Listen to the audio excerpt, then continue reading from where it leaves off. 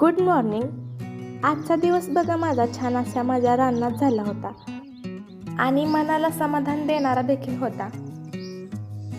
सकाळच्या थंड वातावरणात मी माझ्या शेतात गेले आणि त्या निसर्गाच्या सानिध्यात काही क्षण घालवले। सगळ्यात आधी मी आमच्या पेरूच्या बागेत फेरफटका मारला। हिरवीगार झाडे आणि त्यातून येणारा हलकासा सुगंध सगळंच खूप सुंदर आणि मनाला आनंद देणारं होतं। प्रत्येक झाडामागे मेहनत, काळजी आणि प्रेम असतं आणि हे सगळं सकाळच्या वातावरणात दिसत होतं।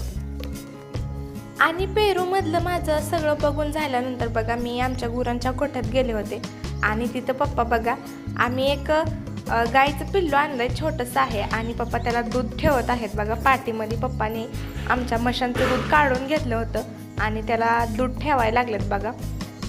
आमची डंबरी आहे बघा, ही किती छान दिसते।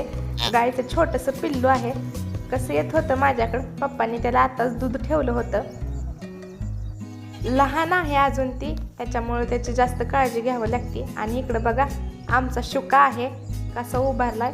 सकाळ सकाळचं कोवळं ऊन शुकाच्या अंगावर पडत होतं आणि शांत उभा राहिलाय आणि पप्पा कोंबड्यांना पाणी ठेवत होतं। आणि बघा आमची डंबरी किती छान दिसते बघा, शांतपणे निरागसपणे उभारली आहे। आणि आपल्या गुरांसोबत वेळ घालवणं बघा वेगळीच शांतता आहे आणि आपल्या मनाला समाधान देखील मिळतं। आणि किती छान आकाशामध्ये हलकासा गुलाबी रंग पसरलाय आणि माझं शेत किती छान दिसतंय बघा। सकाळ सकाळची वेळ होती आणि आम्ही शेतात आलो होतो आणि आमच्या गुरांची जी छोटी पिल्लं आहेत बघा त्यांची काळजी घेताना मन अगदी हलका आणि शांत होतं।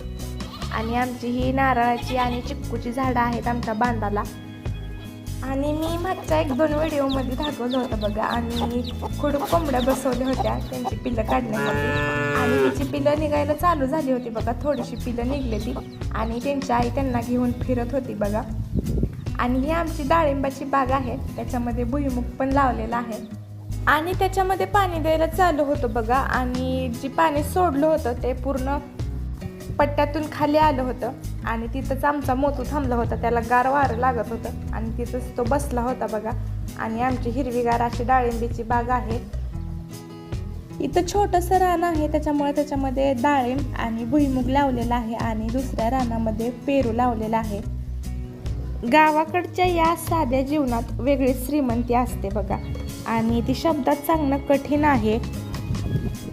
शेतातला प्रत्येक कोपरा काहीतरी आपल्याला शिकवून जातो बघा। कष्टाचं महत्त्व, संयम आणि निसर्गाशी असलेलं नातं। आणि सकाळ सकाळचा हा आजचा फेरफटका मनाला अगदी शांत करीत होता। ज्यांना गावाकडचं जीवन आवडतं, निसर्गाची ओढ आहे, त्यांच्यासाठी हा व्हिडिओ खरंच खूप खास ठरेल। आपल्या मुळाशी जोडलेलं राहणं हे किती महत्त्वाचं आहे हे ह्या व्हिडिओमध्ये समजतं।